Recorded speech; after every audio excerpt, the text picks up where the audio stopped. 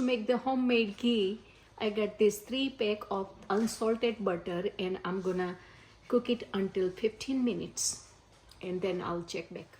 It's been 10 minutes and it's boiling. I should have get the bigger part, so I have to be careful it doesn't overflow.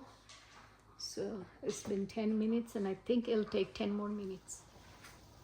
Okay, it's been at 25 minutes and now it's like this. You see it's clear now, and we don't want to make it brown, so we're gonna turn. I cooked it in medium heat, and now I'm gonna turn off the heat, and while it's hot, it's gonna finish the job by itself.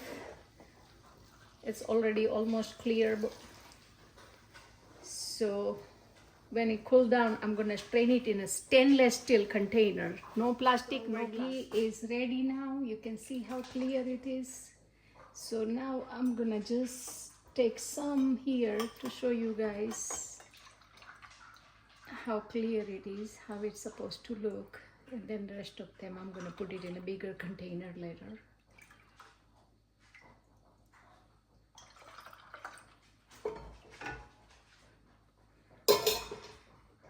So you can see how clear it is.